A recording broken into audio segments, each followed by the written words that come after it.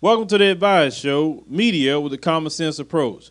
So there was a little girl who was almost abducted by two kidnappers, but she ended up fighting them off. Let me go ahead and roll the clip. Now to our other top story. My heart was pounding. A mother witnesses a horrifying scene unfold in front of her own home. Her own daughter targeted by a would-be kidnapper. They got me. But the brave 6-year-old knew exactly what to do. Tonight, the little girl is still frightened from the attempted abduction in her Parkland neighborhood. It happened around noon in broad daylight Wednesday. KOMO 4's Kara Kostanich is live at the Pierce County Jail where the suspect is behind bars. Kara? A man named Jaquil Mason Mary has been arrested and could face charges of unlawful imprisonment. Meanwhile, the family of that little girl has learned that Mason lives just a few blocks from their Parkland home. These are two best friends. Raquel Pittenger is 9 years old. Savannah Norman is 6. And this is what they love most. Jumping on the trampoline and doing flips. The two girls live directly across the street from one another in Parkland. But yesterday, a startling surprise as Savannah tried to cross Violet Meadow Street to return home. I looked both ways and there was no one coming, but then I went halfway across the street and then two guys came out of nowhere. And what happened next is every parent's nightmare. They got me. But Savannah's smart moves Run, Run and what else? kick, And what else? punch. made her mom very proud. What's the number one thing that you did yesterday that got everybody's attention around this whole neighborhood? I kicked them Stranger danger this 6-year-old knows well. because mommy teaches me. Savannah's mom, Amy Norman, watched from her front window and dashed out the door. My heart was pounding and my heart's still like, ugh. 9-year-old Raquel watched from steps away. It made me feel scared and terrible. A dangerous situation They grabbed me. derailed by a smart little girl Very proud. And I screamed loud, There you go. loud. who remembered the right thing to do. I'm bearing with it as normal because I know what happened yesterday was very scary for all of us. And the Normans are considering moving to another neighborhood or at the very least putting up a fence around their house. As for Mason, he was arraigned in court today and is being held on $150,000 bond. Live in Tacoma, I'm Kara Kostanich, KOMO 4 News. She's a brave little girl. Thank you, Kara. Now, this is a brave little girl. She fought off two grown men because if they would have got that girl in that car, her mama would have possibly never seen that little girl again. If she did see her again, they would have done God knows what to that child. Now, this is the thing that I have a problem with this story. She's 6 years old. Why is it she's going across the street by herself or coming back home by herself? She said she heard the commotion and looked outside the door. Let me tell you something. When my kids were that small, they wasn't going outside unless I was out there.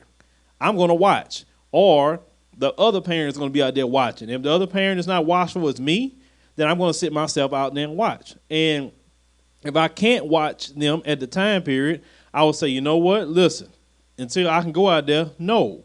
Or if your friend, y'all want to go and play in your room, go ahead. That's fine. But I got to be somewhere where I watch you because you're not going to be out there by yourself because I don't trust nobody. I have a zero tolerance policy when it comes to leaving my kids unattended around people because I trust nobody. I just don't with my kids. And that's the best policy to keep when it comes to your children because any old person could do that. Now, she says she want to put a fence around her house. Well, it happened in the street. It didn't happen in the yard. She says she want to move to another neighborhood. It can happen to another neighborhood too. Let me tell you a story that happened with me some years ago. The kids are outside playing, with a bunch of neighborhood kids.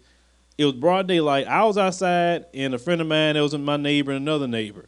We was outside just talking, but kind of keeping an eye on the kids. We seen a guy, and he passed by, and he was looking funny at the kids.